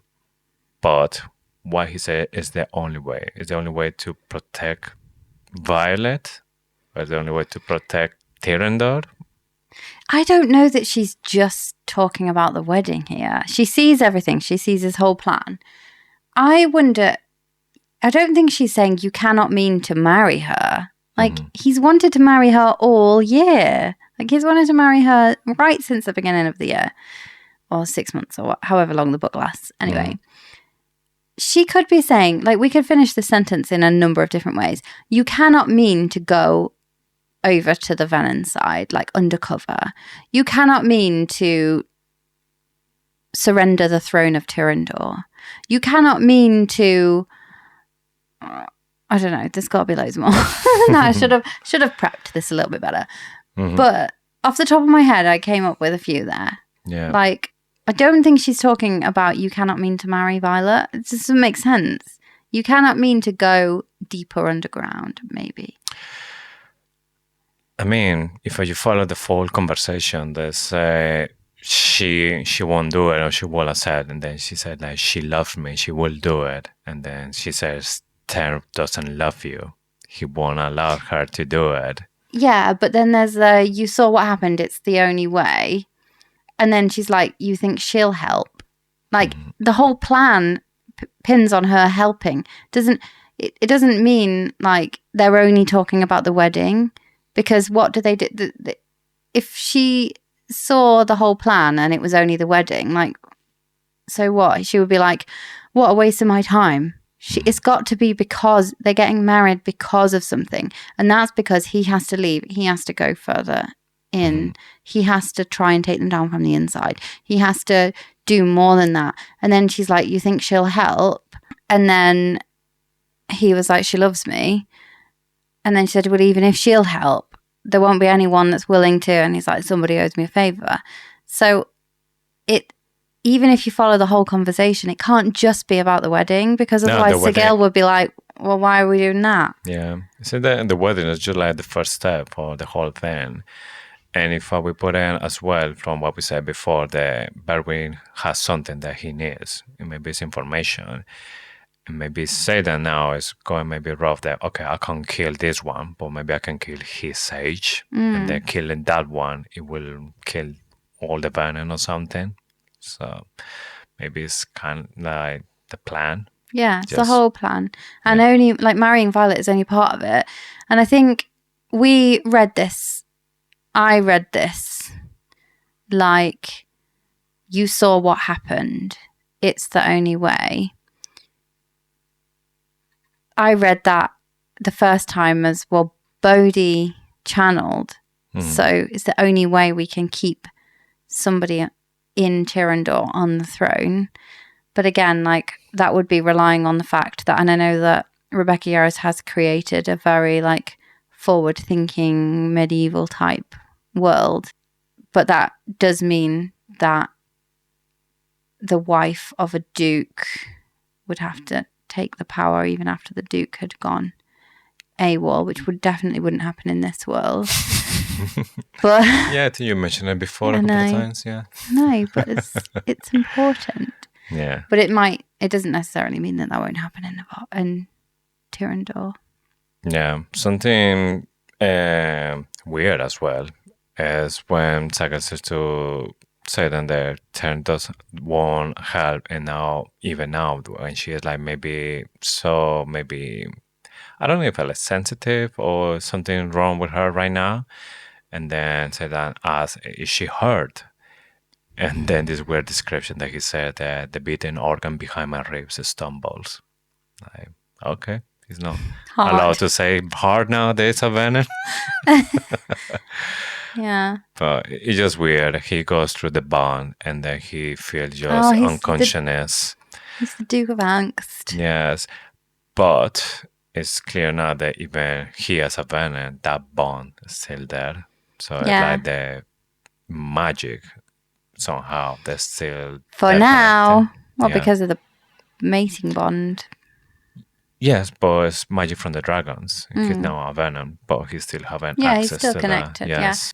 Yeah. Violet lies in a vulnerable state.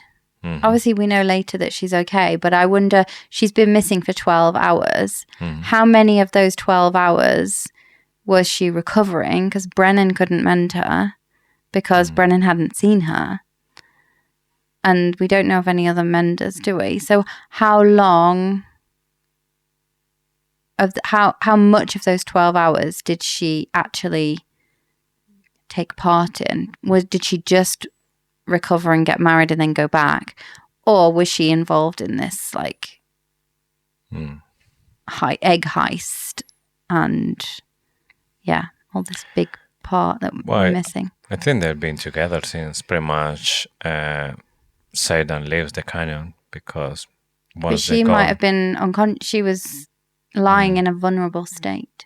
Yeah, with Andarna in turn, their garden. Yeah. Why was she in a vulnerable state? Oh, she's burnt She's out. nearly burned out. Yeah. And all the effort that she had to do to kill Theophanie. So she's down, basically, mentally, physically. Yeah. Okay. So they've completed the wards. Yeah, so this is what Felix has been doing all this time. How did I miss this? Like then when I reread Imogen's chapter just this week in like all my like multiple flip backs, it is so obvious that's what they were doing.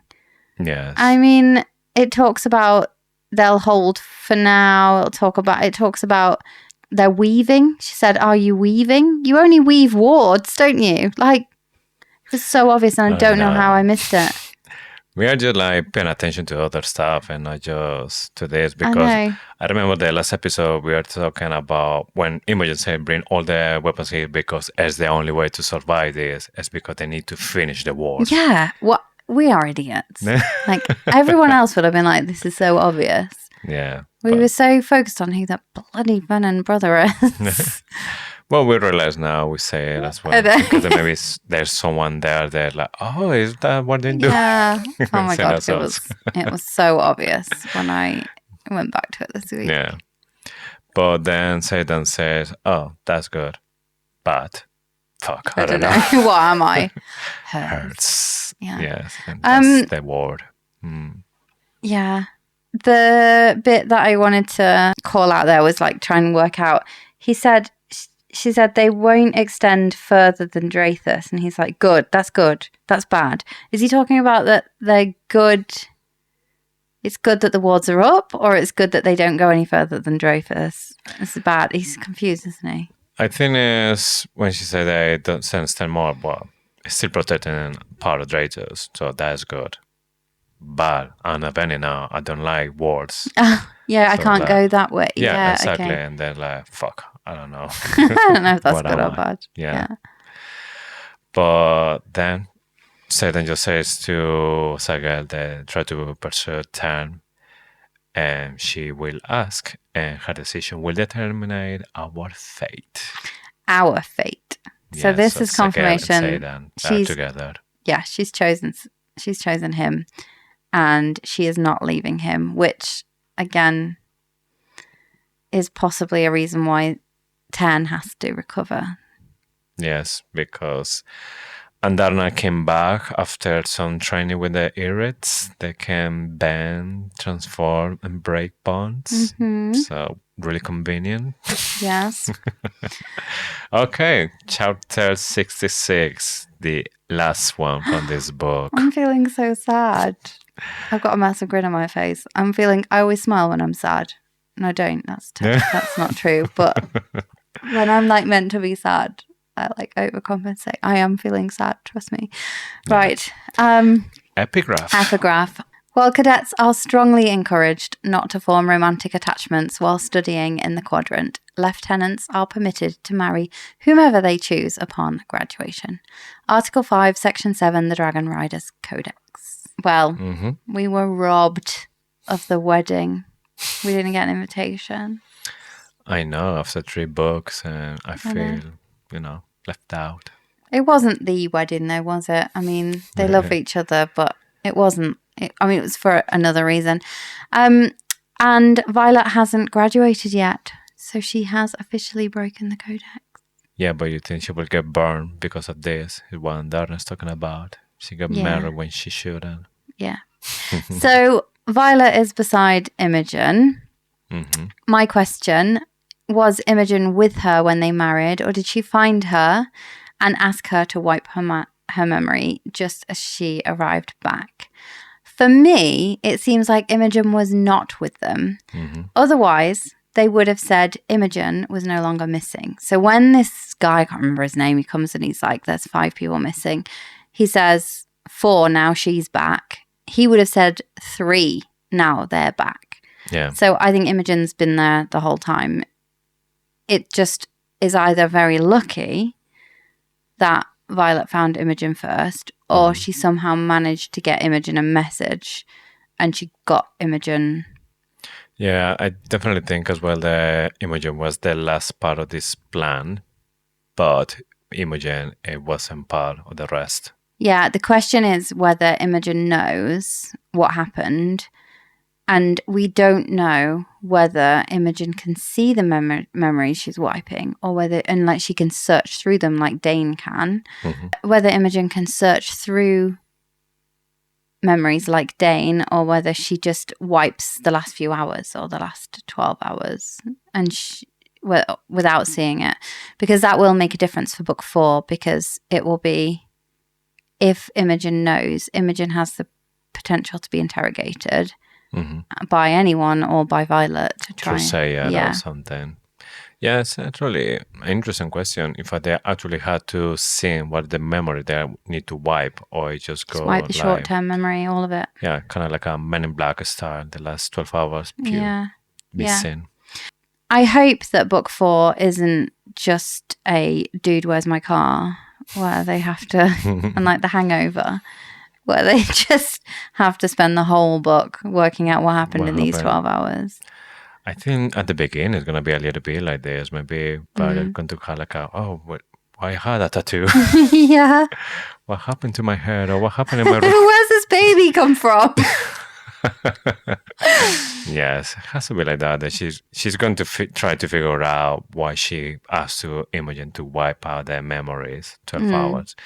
And maybe she will like find clues from herself, like stop investigating or stop doing that. Trust me, you can't do that. Yeah, she's like, I know myself. I know that I will be like killing or doing anything to find out what happened, what I had done. Yeah, she's planting her own like sabotage. Yeah. Yeah, that's interesting. So Violet has been missing for 12 hours. It didn't take them 12 hours to get married. So, well, I mean, I don't think it did. Will we get the missing hours in book 4? I'm not sure if I will get the exactly 12 hours in the next book, but I'm sure we're going to find some bits about what happened. So we're going to have some like puzzles that we start to put the picture together, but maybe not the whole thing. I don't know. I think we might. I wonder how Rebecca Yarros is going to play it, because we're going to cast Xaden that it's going to be away. And then we have Violet that she's trying to figure out what happened in those 12 hours. She probably now has to role Tyrandol, or somehow that role is going to be there. Well, I hope not. And while the war is still there, Naval is still threatening Tyrandol. So there's still a lot of things going on that are not being resolved in this book. Yeah. And I wonder if we will see maybe a split. So we have Xaden's doing whatever he's doing, or maybe Xaden is not going to be at all in this book, or maybe by the end he appears. I think they'll communicate in dreams. I think that's why she needs the dream signet. I'm calling bullshit on the reason she needs the dream signet is because Andarna was in a dreamless sleep, because it's literally called a dreamless sleep. There is no dreams. So I think the reason she needs it is to communicate with Xaden in the next book. So a shape moves in the shadows to the right. This is Andarna. Contrary to what everybody is saying, it's not Xaden, because he cannot be using the power inside the walls. Well, he could possibly, because he could still be using Sigale's bit, I think, because he's still got the Dragon connection with power. Sigale. Mm. I just think he cannot be there right now because he also has to, like, Sigale's not there. Like, how would he leave? He's got to have left, hasn't he? Yes, Sigale shouldn't be there at all. No, so- she's not inconspicuous. She's not an Irid. They're not Mhm. going to be able to get out. I think they had to have got out Yeah. before, and that's why there's carnage everywhere. But yes, it's Andarna, and when they see the Brennan is coming, the first thing that Andarna says that I will not let them burn you. Mm-hmm. And Andarna bows. But then it's obviously Violet who broke the codex. Mm-hmm. I don't think it's just because of the wedding. I think it's something major that happened in those 12 hours. That if they find out what Violet did, Because she Andarna will knows be- what she did. Yeah, Andarna That's knows the other everything. thing. Andarna and Ten know. Yes, because they're being in Violet's mind all the time. Yeah. So they know, and they won't. And they Ten won't had tell to give his anything. permission. Yes, I'm pretty sure Violet said before as to Imogen wipe my memory. They told to Andarna and Tara, make sure that you don't tell me anything. It's important. There's going to be I think there's going to be quite a bit of friction between The three. the three of them next book. We don't actually know if Andarna is back and that conduit is open again, Mm-hmm. or whether she's just back for another reason. Yeah. I don't know. Don't know But how she long she cares will about stay. her. Yeah. One thing I think we can say is, and there's a lot of worry, I've suspected at some point that what if Violet channeled, and that's why she wanted to remove her memory, because she wanted to remove the memory of having done it so that she wasn't addicted anymore. I don't think she's Venin. Andarna, they wouldn't burn her if she was Venin, they would stab her. So Andarna would be like, I won't let them stab you with an alloy hilted dagger. She wouldn't say burn you, would she? Because it was only Andarna's flame that burned her. Yeah. But that's just made me think, you know, when Andarna, was it Theophany that Andarna tried to burn and she couldn't? The very first time, yes. Yeah, and then Ten said, oh, it's the first, that's weird. It didn't, no, she said, that's weird, it didn't work. And Ten said, the first flame burns the hottest. Yeah, but it's because it was different things. So in Iron Flame, she burned the venom because she was hiding, and then when she was rippling the scales or the colors, he was changing color. Yeah. And She was using the fire, so that killed the venom. When she was doing it with Theophany, she wasn't changing she wasn't colors. changing colour. I wondered if it's also because Theophany is more than a Venin. Because she bleeds as well. Yeah, It could be no, different, it's but- definitely yeah. because she wasn't changing color, and magic feel different when she changed color. She said it. Okay, should we run through the carnage? Yes, so the official numbers are 4 riders, their dragons, and 3 elders murdered and the violent.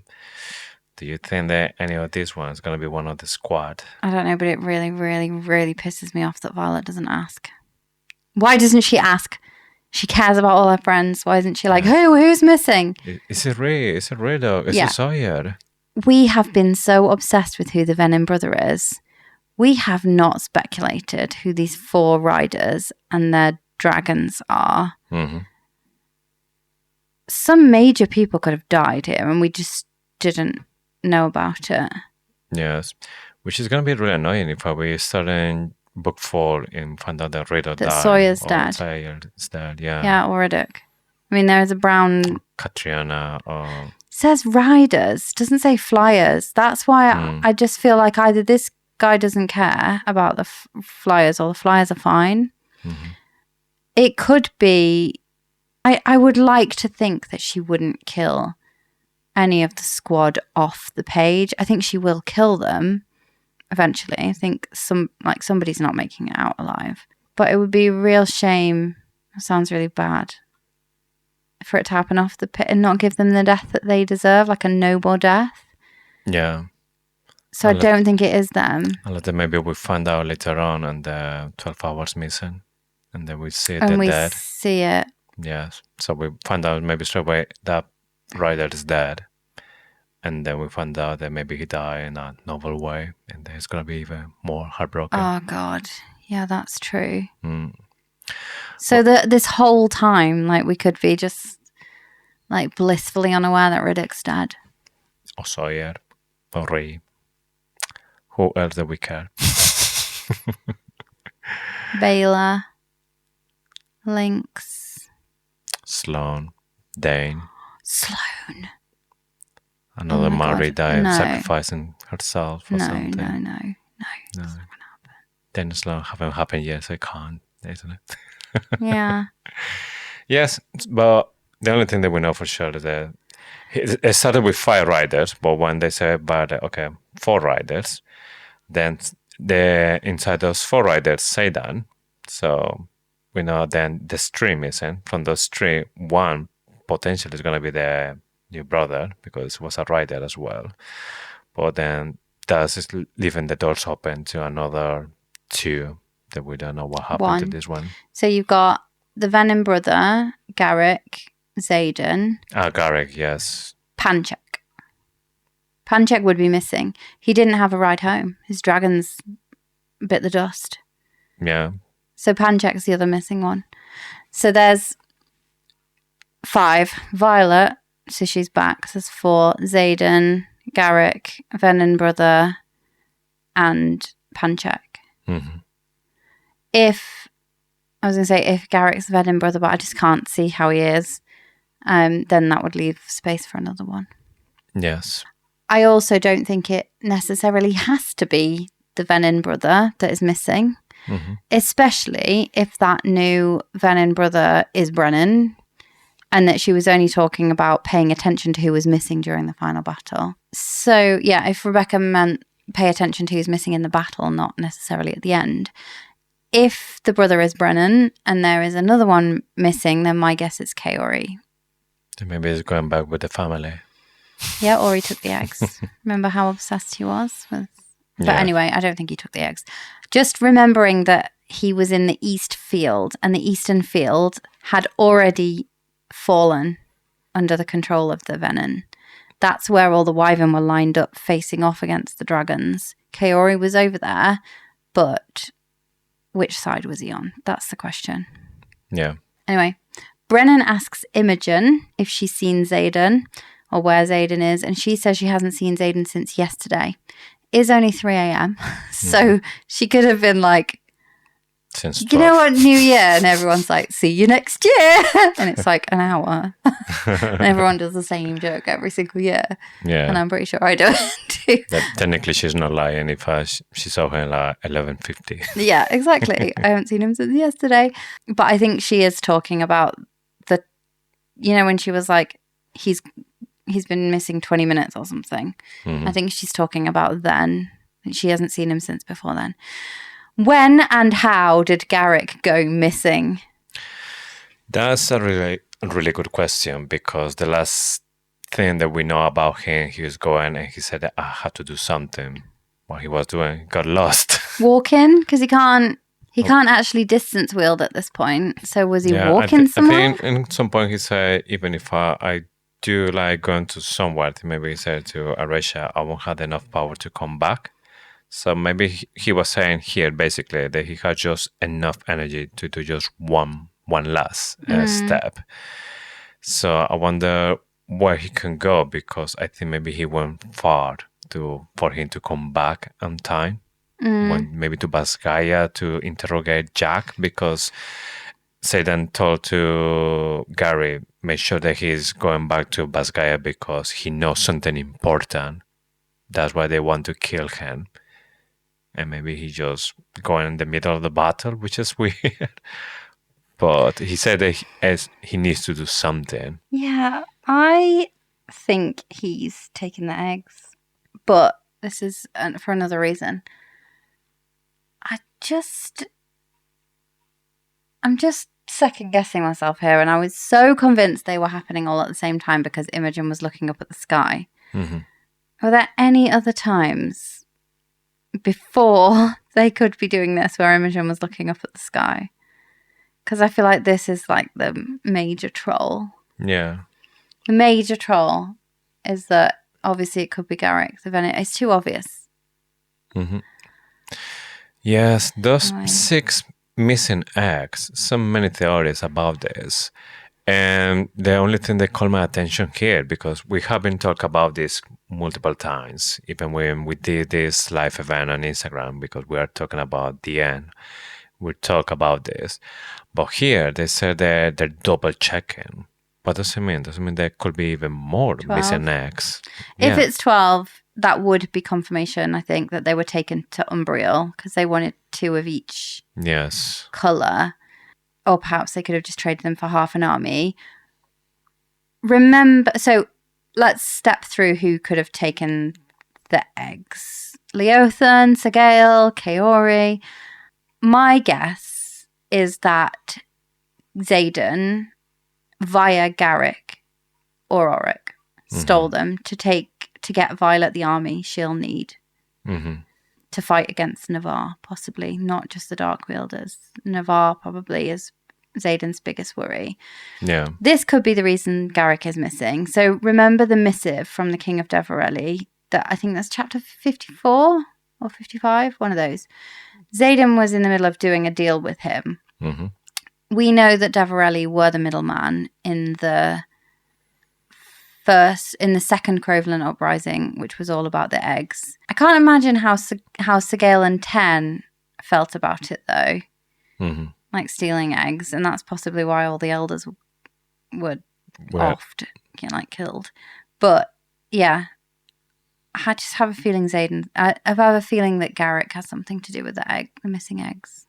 Maybe he wants to went to Umbriel with the eggs, and then he can come back. I wouldn't believe because he can't. You don't know that he can actually distance wield to a place where there's no magic. He could be en route. Like we don't have any confirmation that Crod is injured, right? We only know that Kor is injured. Yeah. So we know that Bodhi wouldn't have a way of getting there necessarily, but we don't have any confirmation that he doesn't still have that Garrick doesn't still have a dragon that's fully fit.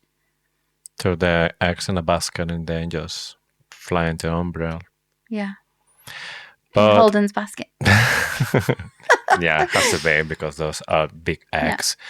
Yeah. But I mean, I wouldn't be surprised if maybe the note from the King of the Varelli is maybe Xaden saying, okay, my last offer is I give you 6 eggs. So he's a good, taking negotiations. Yeah. They're asking for 12, I give you half. Yeah. Take it or not. I do think it's the eggs that he was bartering. Another option, though, is that Leothan stole them. Or perhaps that was what they sent Andarna back to do. I could see the reason they would do this would be to possibly change them, see if they could change them. You know how leaving Andarna was like the criterion, and they saw that she was raised by the Empyrean. She became one of them. She just fought because that's all she knew. Possibly that if they take the dragons away and raise them in a different way, then to see if they would be feathertails. Yeah. Which is an interesting thought, but perhaps that's why Andarna went back, not to actually return to Violet, but she just stayed. And Leothan went. Or someone took them to build a ward somewhere because there's 6 of them, and possibly if they can get hold of an Irid, they wanted to make another ward stone. I don't think the Venin would have got near them. I do think humans can get near them, which means riders can get near them, because we know that Brennan and Xaden sat with the eggs in the hatching ground in an attempt to cure himself as a Venin. How on earth they got that close to the eggs, I still don't know. But anyway, yeah, true. They did. My number one theory is that Garrick and Auric or Garrick and Auric has something to do with it. If it's Auric, it's because he knows they need the Umbrish army. If it's Garrick, it would be because Xaden told him to. For Violet. Or for Tyrandor. I will go more for Auric because first he's a precog, so he will know that they need an army from Umbriel for what is come like what is coming. So maybe by himself and Malbec, they tell their ex, they're going there. And then maybe for some reasons he had to stay in an Umbriel. And that's going to be the reason that he's not going to be available for Violet. Yeah, that's good. That's good because So you you're taking definitely. away. Yeah, we keep coming back to this, don't we? That you need to get Auric out of the way. He's too useful. An author always has to get rid of characters that are too useful. They always die in the last book. Yes. Or before, because they can become too helpful. True. The writer is giving all the information to Brennan about what's the current situation. Also, he says to Brennan that just because she is your sister doesn't mean she is not the fastest way to. And then Brennan said, "You're dismissed," because obviously he is insinuating that killing Violet will kill Xaden, because now they know Xaden is a Venin, or Xaden got bad because all the display that happened, all the people who got killed was with shadows. Mm-hmm. So they're thinking already about killing Violet, and that could be maybe another reason to cut the bond, because if he tells to everyone, well, we don't have the bond anymore, that's why Tern is not with a girl, which means that you can't, if you kill me, that won't affect Xaden. So that's another way to keep Violet safe. Yeah. So that might have been what convinced Tern to do it. Because otherwise, maybe Sagal and Tern can meet each other every 7 days, like hiding. Like when Xaden was in Samara, they can just do it hiding. But if a Violet is still connected to Xaden, and Xaden is this powerful Venin, everyone, or at least somebody, will say, well, I'm gonna kill her because I'm doing it for the good of everyone. Yeah. But if you cut the connection, then like, oh well, can't do anything now. Yeah. I definitely think the bond has been cut. I think it's just convenient. Andarna's back. She can sever bonds. She could probably do it between mated pairs as well. Yes. So Brennan glances at Violet and does a double take. Holy shit, Violet. So there's several things it could be here. He is I think it's just that he's noticed the ring though. Imogen's like, look down. Your ring. He realized that Xaden put a ring on her. Mm-hmm. So yeah, Violet finds out that she's married to Xaden, and finds out a note as well from him. And this note, the famous one that says, "Don't look for me. It's yours now." Yes, and we have our whole bonus episode breaking down this note for subscribers. We recorded this live on Instagram and it was such a fun episode. We had a really good conversation with a load of listeners. You can get this episode via Spotify, Apple Podcasts, or Supercast. You get more with Supercast, including the show notes. So for the best option, then go to our website. My theory, though, is that he's saying, I don't think we talked about this on the bonus episode. We're jam-packed full of other theories. But I do think that he's going in and he is going to try and take them down from the inside. I don't think he has gone over, is what I'm saying. Mm-hmm. He's gone in. It's different. Yes, I think as well that maybe he is now thinking, okay, I still have maybe a little piece of me that is still there. So maybe I'm going to take advantage while it lasts and try to do as much damage as possible to the Venin side. See how deep this goes to end everything. Yeah, but honestly, if you want a bit more of a breakdown of the note, then check out that bonus episode available for subscribers. And then is when Violet asks to Brennan how long have been missing. It says 12 hours, as Brennan answered. And she started to put all the pieces together. She still feels like a little bit foggy, confused. 12 hours missing. There's no way that she can miss in the wedding, something so important. And then when it hits and it looks so Imogen, what did you do? And then... What you asked me to. Yes. And that is the end of Onyx Storm. Oh, I feel so sad that it's over. The deep dive is over. Yeah, it feels so weird after more than a year talking about this series. Yeah. And now that's it. Shall we do one last Oryx Auguries? Actually, I'm going to say this, but I think our live episode on the 5th of July on Instagram, I think we should just run through all our Oryx Auguries and just see how much we changed throughout the series. Okay. I think that'd be really fun. So, Oryx Auguries, the part which you should know by now, the part of the show where we talk about our favourite theory from this episode. What's yours? Well, I'm going with that Xaden still loving Violet even now as a Venin. That nothing has changed in that aspect. Oh. It's It's not really a theory. Sorry, I shouldn't criticize your theory. That's just isn't that just how it is? Or am I Delulu? I think it's anyway. I think my favorite is something you said. I think at least one of the squad is dead. Mm-hmm. And we're blissfully unaware right now, but then we're going to relive that moment and it's going to hit us and it's going to be tragic. It's going to be tragic. It's going to be Riddick or Sawyer. Somebody that's like really important, and we're going to start book 4 with Marin. Could be Marin, couldn't it? Yeah. Sloane. No, it's not going to be Sloane. It's not going to be Sloane because we need a siphon.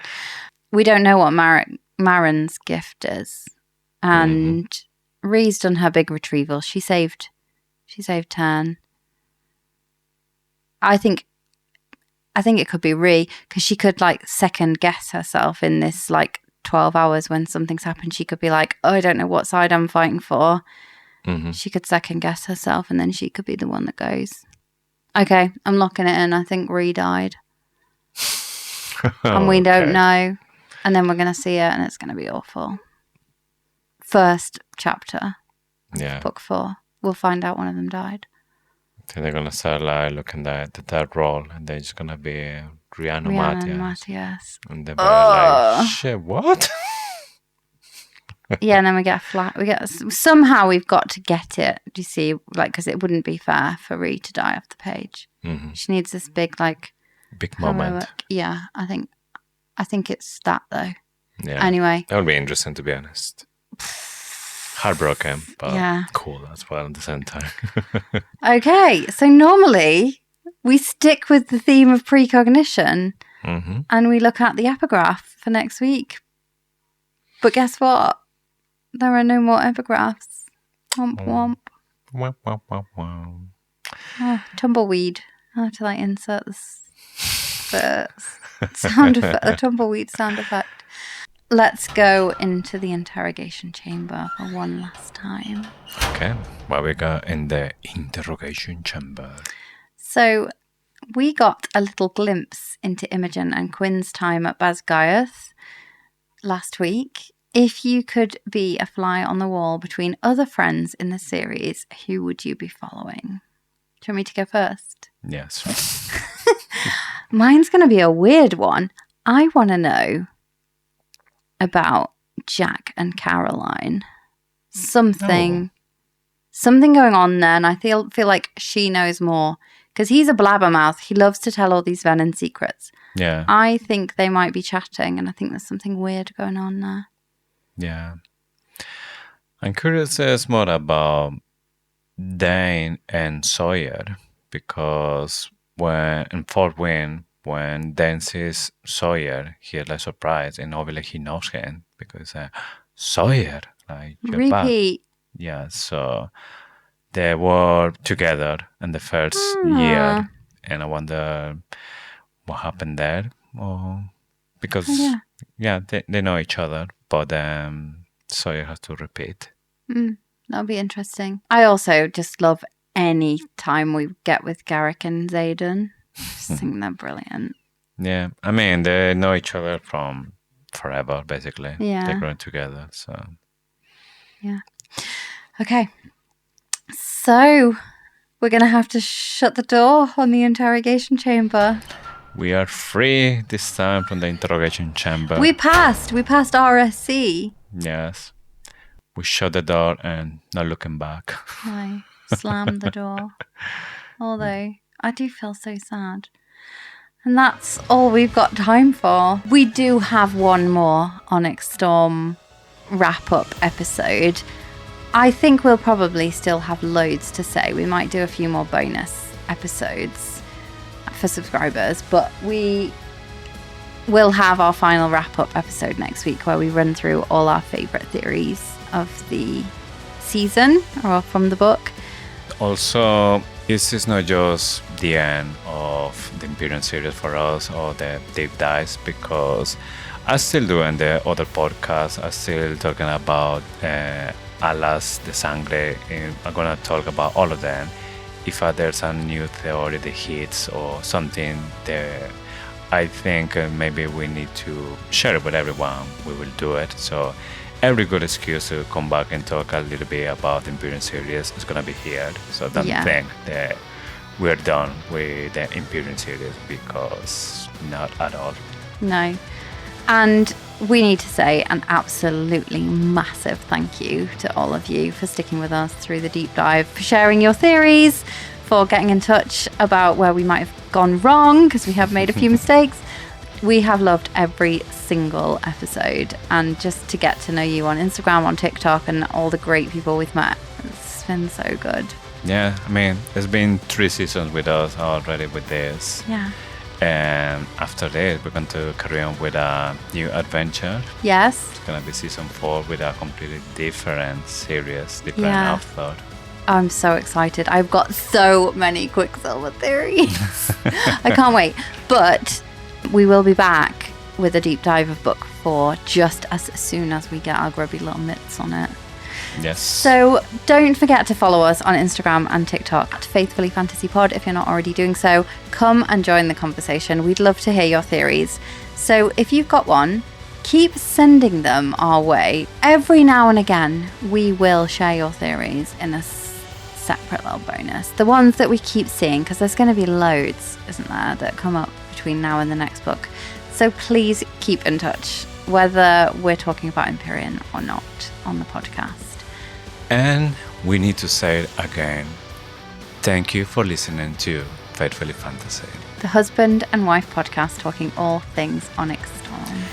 We hopefully see you next week and our final wrap up of Onyx Storm. And of course, we're coming back with more Faithfully Fantasy. Bye.